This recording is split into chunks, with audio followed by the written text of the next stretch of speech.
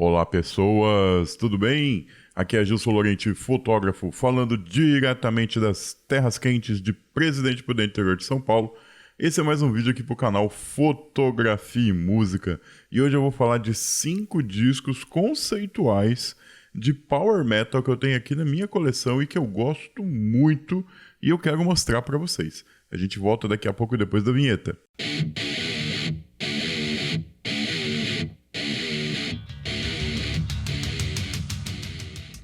Se vocês perceberam que o meu mínimo é um vídeo por semana, às vezes tem mais. Eu tento manter esse mínimo de um vídeo, mas às vezes não dá, cara. Tem muita coisa para fazer aqui, tem muito cliente para atender, tem muito trabalho para fazer e a gente não consegue gravar vídeo. Essa semana mesmo tá uma loucura, mas eu consegui esse tempinho aqui nessa sexta-feira de manhã para gravar um vídeo para vocês. Essa semana eu tive um momento aí de depressão. Pra quem não sabe, eu tenho aí alguns problemas, depressivos de vez em quando, e eu decidi tirar uma tarde pra mim, uma tarde pra ouvir música, uma tarde pra uma procrastinação criativa, pra recarregar as baterias. E eu, cara, não tinha nada planejado. Eu cheguei ali na estante, olhei pra um CD, peguei, puxei, comecei a ouvir, e no final da tarde eu tinha ouvido 5 discos de Power Metal. Bem, quem me conhece, quem acompanha o canal, sabe que o Power Metal é a principal vertente aí do Heavy Metal que eu gosto.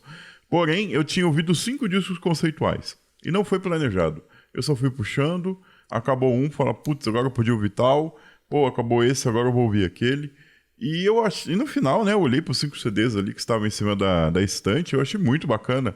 Falei, cara, isso aqui acho que vale um texto. Escrevi um texto lá no blog, no site, Para quem não sabe, a gente tem um blog que é o gilsolorente.com.br e agora tá virando um vídeo aqui. E quando esse vídeo for publicado, eu vou anexar, colocar lá no texto que foi publicado também. O primeiro disco que eu puxei da estante, e olha só, e depois que eu pensei nisso, 5 discos conceituais de Power Metal, eu tenho muito mais do que isso, de disco conceitual. Porém, eu acho que esses são os 5 que eu mais gosto, porque foram os que eu fui puxando aleatoriamente. E realmente, eu ouvi muito esses discos já. Eu gosto. Nossa, coitados, Se fosse um disco de vinil, eles já tinham furado, de tanto que eu já ouvi eles. E uma característica interessante de cada um é que eu comprei eles no lançamento. Nenhum desses discos que eu vou mostrar hoje pra vocês eu comprei depois. Eu descobri depois, não. Foram discos que foram comprados no lançamento. Então tem disco aqui que tem mais de 20 anos, Tem CD aqui com mais de 20 anos. O que é um disco conceitual? É aquele disco que conta uma história. Todas as músicas do disco estão interligadas, contando uma mesma história. Bacana. Isso é interessante. Não é uma novidade no mundo da música, Isso praticamente sempre existiu. Porém, é um lance criativo muito interessante. Você compor um disco inteiro baseado numa história. O primeiro disco que eu quero mostrar para vocês, olha só, é esse Kamelot Epica. Cara, o Kamelot era uma banda que eu não conhecia. Esse disco foi lançado em 2003 e na realidade é o 6º disco da banda. Depois que eu tava lá numa loja de CD, vi esse Kamelot Epica, gostei muito da capa. Tinha uma época, talvez vocês não saibam disso, crianças, mas teve uma época que a gente comprava muita coisa pela capa. Olhava assim, legal, essa capa é interessante, você olha o nome das músicas, bacana. Você nunca tinha ouvido falar da banda, mas você compra porque você, sei lá, achou simpático, achou bacana, você comprou. E isso que não me arrependi. Esse Kamelot, eu acho que um grande diferencial do Kamelot é o vocal desse cara aqui, que era o Roy Khan. Ele não tá mais na banda, agora é outro vocalista, O Roy Khan, ele tem uma pegada, o vocal dele é um pouco mais grave do que agudo, que é o que seria normal, nesse estilo power metal. Eu acho que ele é muito parecido com o Blaze Bayley, que foi vocalista do Iron Maiden e hoje tem uma carreira solo muito bacana, mas é parecido, mas não é igual. Então é naquela pegada mais grave, Não é um vocal agudo. Esse Kamelot, o Epica, ele conta a história do Fausto, Aquela obra literária do Goethe, muito legal. As músicas, cara, é um power metal rápido, porém tem muita melodia, tem muita música lenta aqui no meio também, Tem muita balada, tem muita coisa interessante. Porém, a história, desse Epica, a história do Fausto desse disco, ele não finaliza aqui. Ele vai finalizar só no próximo disco do Epica, que é o Black Yellow.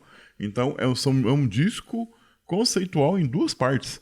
Então essa daqui é a primeira. Cara, lançado em 2003. Eu não sei se você acha isso pra comprar mais. Como eu disse, eu comprei isso daqui no lançamento. Cara, 2003, 2013, 2023. Esse aqui tem 20 anos comigo. Olha que bacana. Então, né, também, você olha que a capinha de plástico tá bem surradinha. Eu nunca troquei essa capinha de plástico. Aqui uma foto da banda, né? Eles têm essa pegada toda preta, vestido de couro, tá? Meio Hammerfall, né? É a estética do estilo musical. Mas, então, o primeiro disco conceitual que eu mostro pra vocês, Kamelot Epica. Lembrando que todo disco que eu vou mostrar aqui pra vocês está disponível no Spotify. Você pode ouvir todos eles no Spotify. O segundo disco conceitual que eu puxei, cara, não podia ser outro, né? O Angra, Holy Land. Quem acompanha o canal sabe que eu sou apaixonado por esse disco. Então, o Kamelot acabou de tocar, eu peguei o Angra, do Holy Land. Esse disco foi lançado em 1996. Eu comprei ele em julho de 1997. Esse aqui acho que é um dos únicos discos que eu sei como eu comprei e onde eu comprei, que eu estava em Uberlândia, numa conferência estudantil de geografia. Então eu sei, porque eu tenho a data do certificado que eu participei desse evento, e eu sei que eu comprei lá, numa loja de CD, num shopping, a maior loja de CD que eu tinha entrado até o momento. E esse disco também está comigo desde 1997. É o segundo disco do Angra, é um disco conceitual contando a história do descobrimento da América, né, pelos navegantes, né, portugueses e espanhóis. E é um disco um pouco mais lento, né? Ele tem muita balada, ele tem muita música lenta, ele tem muita orquestração. Por isso, na época, na época do lançamento aqui no Brasil, o pessoal não gostou muito disso aqui. Teve muita crítica em relação ao Angra pelo tipo de música que eles estavam fazendo nesse CD, que não tinha nada a ver com o primeiro disco da banda, o Angels Cry. E também não teve mais nada a ver com o próximo disco, que foi o Fireworks. Eu acho que o Angra sentiu a crítica aqui no Brasil, e quando eles lançaram o terceiro disco, eles voltaram a um power metal um pouco mais tradicional, longe disso daqui. Mas, cara, isso é uma obra-prima. Isso aqui é... até hoje, eu acho que é o melhor disco que foi lançado sob o título de Heavy Metal no Brasil. Você ouve isso daqui, é uma coisa belíssima, é uma coisa... Você sente a arte nisso daqui. Você fala, pô, isso é uma obra de arte. Esse disco é muito bom. Infelizmente, o Angra não seguiu essa linha. Cara, eu gostaria muito, uma linha um pouco até mais progressiva, né? Seria um heavy metal progressivo. Na época eu tava ouvindo uma banda italiana chamada Time Machine também, que é muito parecido. O álbum Galileu é muito parecido com isso daqui. Eu falei, nossa, o Angra é uma banda agora de heavy metal progressivo nacional, de ótima qualidade. Mas não, eles abandonaram esse estilo e voltaram para o power metal um pouco mais tradicional. Mas o disco é fenomenal. Isso daqui é dificílimo de achar para comprar hoje. Eu acho que na época ele não vendeu bem. Não tem estatística de venda desse disco. Procurei, não tem em lugar nenhum. Mas eu acho que na época ele não vendeu bem. Você não acha isso aqui para comprar. E quando acha, ninguém tá pedindo 200, 400 reais num disco. Esse daqui eu comprei na época. Ainda é da gravadora Eldorado, que foi a primeira gravadora do Angra. Tá aqui o ticketzinho da Eldorado. Porque depois o Angra foi para Paradox, e a Paradox relançou o primeiro, que é o Angels Cry, e relançou o Holy Land com o selo Paradox. Então eu percebi que muita gente que tem esse disco para vender tem o selo Paradox. E não, esse daqui é da Eldorado, que foi a primeira gravadora do Angra. Então o segundo disco conceitual, Holy Land, olha que bacana. O terceiro é outro que faz parte do meu coração, que é o Blind Guardian Nightfall in Middle Earth. Esse disco foi lançado em 1998. Eu lembro que eu estava na faculdade quando eu comprei esse aqui. Antes de ir para uma aula no período da tarde, eu passei na loja de disco e vi esse disco lá, Blind Guardian. Já conheci o Blind Guardian, tinha uns 2 discos do Blind Guardian. Olhei isso daqui e falei, caraca, que bacana. Não sabia o que tinha aqui dentro. A gente compra porque a gente compra. Eu falei, pô, Blind Guardian, eu conheço, bacana, o novo disco dos caras, vou comprar. Não sei o que é, mas vou comprar. O título Nightfall in Middle Earth, a gente desconfia que tinha alguma coisa a ver com o Senhor dos Anéis, porque o pessoal da banda tem uma influência muito grande e outros discos já tinham feito músicas como a música chamada Lord of the Rings, como The Bard Song. Então a gente sabia que já tinha alguma coisa de Senhor dos Anéis na discografia dos caras, e eu comprei. E isso daqui é incrível. Isso aqui, cara, é o melhor pra mim, até hoje, o melhor disco do Blind Guardian é esse Nightfall in Middle Earth. Você vai pegar os fãs que realmente são fãs die hard do Blind Guardian, vocês vão ver que fica oscilando o Nightfall in Middle Earth e o Imaginations from the Other Side como o melhor disco da banda, que foi o disco anterior a esse aqui. Mas pra mim é o Nightfall in Middle Earth. Aqui ele segue o livro The Silmarillion do J.R.R. Tolkien, né, que não é um livro, né, é um livro de... Cara, ele tem fragmentos. Acho que o Tolkien jogou um monte de ideias para ele explicar o passado da Terra-média antes da história principal do Senhor dos Anéis. E como ele não teve tempo de terminar, ele morreu, pegaram todos esses fragmentos e lançaram nesse livro The Silmarillion. Não é uma história contínua, mas você consegue entender os vários fatos que ele está jogando ali. Muita coisa está explicada, muita coisa você sabe de onde veio. Inclusive, toda uma mitologia de criação do planeta, da Terra-média, né, com deuses, anjos, né, não tem esse nome, mas é basicamente trazendo para a nossa mitologia judaica cristã, seria mais ou menos isso. A diferença aqui, eu acho que esse disco tem um diferencial, porque toda a construção harmônica dos instrumentos, da bateria, cara, é uma coisa que não tinha nada a ver com o som do Blind Guardian, e eu acho que não tinha nada a ver com o som de banda nenhuma.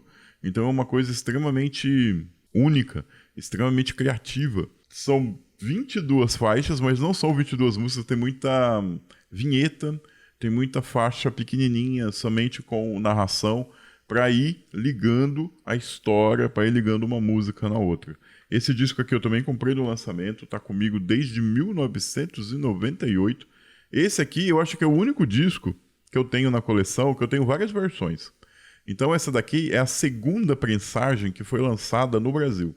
Tá? Eu tenho a primeira prensagem, eu tenho essa segunda prensagem e eu tenho a versão da Shinigami que saiu há pouco tempo, remasterizada. Não gosto. Eu não gosto da remasterização desse disco, eu prefiro essa versão original. E tem uma tem uma quarta versão que a Shinigami também lançou, que eu não comprei ainda, mas eu tô querendo comprar, que é um álbum duplo, que vem tanto a versão antiga, que é essa, quanto a versão remasterizada. Então, ela vem um álbum... caça-nico pra fã, mas eu quero comprar porque esse aqui é o único disco que eu tenho várias versões.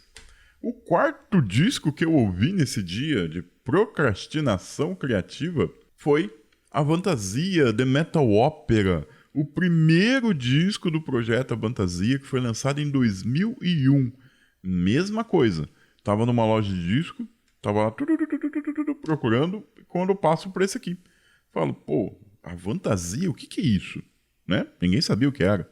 Pô, a Fantasia, aí veio lá, Tobias Sammet. Pô, o cara é do Edguy. Já tinha lançado 3 discos com o Edguy, e agora ele tá lançando um projeto, aí eu vi The Metal Opera. Cara, isso aqui é loucura.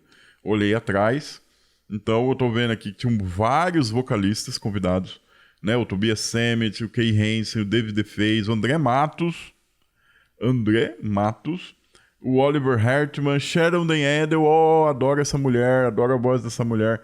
Falei, cara, isso daqui é um disco conceitual. Realmente, é um disco conceitual, que conta uma história medieval, que envolve igreja católica, envolve heresia, envolve elfos, envolve várias coisas ali do passado folclórico da Europa. E o próprio Tobias falou que isso daqui foi inspirado em histórias verdadeiras de caça às bruxas da cidade natal dele. Falei, tá, beleza, vamos dar uma olhadinha nisso daqui. O legal é que essa versão original, que foi lançada no Brasil pela Rock Brigade Records, o nome do André Matos está escrito errado aqui atrás, né? Tá faltando um E aqui no nome do André Matos. E o Michael Kiske saiu marcado aqui apenas como Ernie. Por quê? Porque na época o Michael Kiske estava em baixa, ninguém queria muito ligação com ele, ele estava querendo se desvincular do heavy metal, né? Porque tudo que ele fez na vida dele era heavy metal melódico, e ele estava querendo se desvincular, ele estava lançando uma banda que não tinha nada a ver com heavy metal, era um rock alternativo, que não deu certo, naufragou. Ele falou, olha, eu vou participar, mas não coloca meu nome, porque eu tô querendo me desvincular disso daí. E foi marcado como Ernie. Mano, mas você ouve, todo mundo reconhece o Michael Kiske, cara. É um dos poucos vocalistas no mundo que você consegue reconhecer o timbre de voz. Ele e o André Matos. Onde esses dois caras cantarem, a gente sabe que são eles. Não tem como. Mas um disco fenomenal, cara. Uma coisa incrível.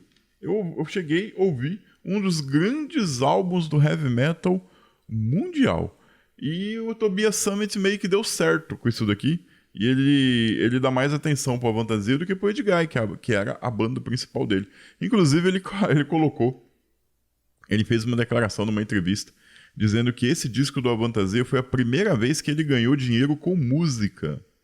Ele já tava... Sabe aquele lance antigo? De antigamente, de você ficar preso numa gravadora e a gravadora, como você é uma banda iniciante, ela acaba ficando com mais do que você ganha. Então ele anunciou que o primeiro disco do Avantasia foi a primeira vez que ele ganhou dinheiro de verdade com música.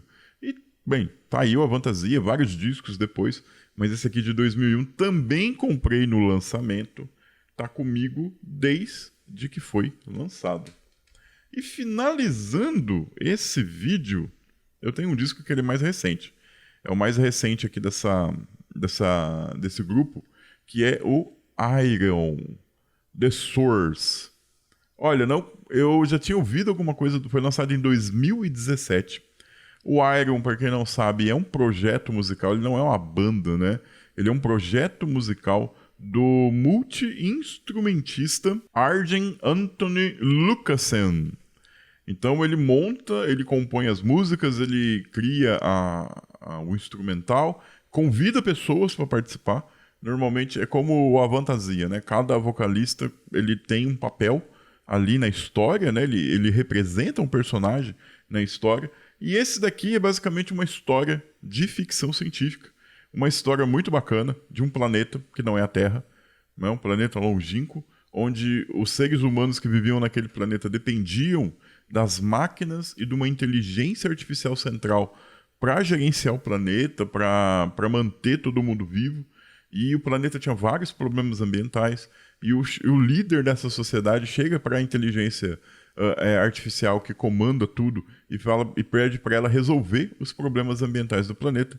E essa inteligência artificial chega à conclusão que o problema do planeta são os seres humanos, que sem os seres humanos não teriam problemas ambientais, e ela decide matar todo mundo. É isso. Né? Desliga todos os sistemas, todo o suporte de vida, o planeta está morrendo, e metade do disco é contando, né, que é um disco duplo, metade do disco é contando esse problema, e a outra metade é eles tentando vazar do planeta, juntou uma galerinha, né, para a raça sobreviver, vazar desse planeta para outro planeta para conseguir perpetuar a espécie. Olha, é um disco muito bacana. A gente vai ter muita gente conhecida aqui. A Simone Simmons, a gente vai ter o Tobias Sammet, a gente tem o Hansi Kirsch, o Michael Mills e, cara, Floor Jansen, todo mundo aqui participando desse projeto. Eu não sou um fã de Iron. Eu já tinha ouvido outros discos da banda e eu não tinha gostado. Eu tinha achado muito lento, muito progressivo, muito viajado, sabe? Mas esse The Source, ele é muito mais heavy metal. Ele tá muito mais perto do power metal que eu gosto do que os outros discos do Iron. Tanto que esse disco vai fazer parte de um outro vídeo que eu vou gravar provavelmente semana que vem. Porém, isso aqui... Como eu conheci isso aqui? Foi numa loja de disco? Não. Em 2017 já não tinha mais loja de disco aqui na cidade. Mas o Spotify me mostrou isso aqui. Um belo dia eu abri o Spotify, olha, lançamento, ouve aqui que eu acho que você vai gostar. Olhei, falei, vou dar uma chance. Não sou um cara, nunca gostei de nada do Iron, mas não é por isso que eu não vou ouvir o novo disco, vou dar uma olhada, nunca se sabe, não pode ter preconceito para com as coisas. Ouvi e me apaixonei. Infelizmente, esse disco aqui só saiu no Brasil, acho que 2 anos depois do lançamento. Foi sair lá para 2019, 2020. Ele foi lançado no Brasil, chegou pela Elion aqui no Brasil. Comprei, tá aqui na coleção, uma qualidade sonora espetacular, uma qualidade criativa espetacular, e é um disco que eu acho que todo mundo que gosta de power metal, esse power metal melódico que a gente chama, deve ouvir o Iron. Olha, depois dessa seleção, eu vi que eu tenho outros discos de power metal conceituais aqui na estante. Talvez eu faça outros vídeos falando de outros discos para vocês. Mas por enquanto essa é a seleção. E você? Você também gosta de algum disco conceitual de Power Metal? Tem alguma coisa bacana para indicar para mim e para outras pessoas que estão assistindo esse vídeo? Deixa aqui nos comentários. E a gente se encontra semana que vem com mais um vídeo aqui no canal.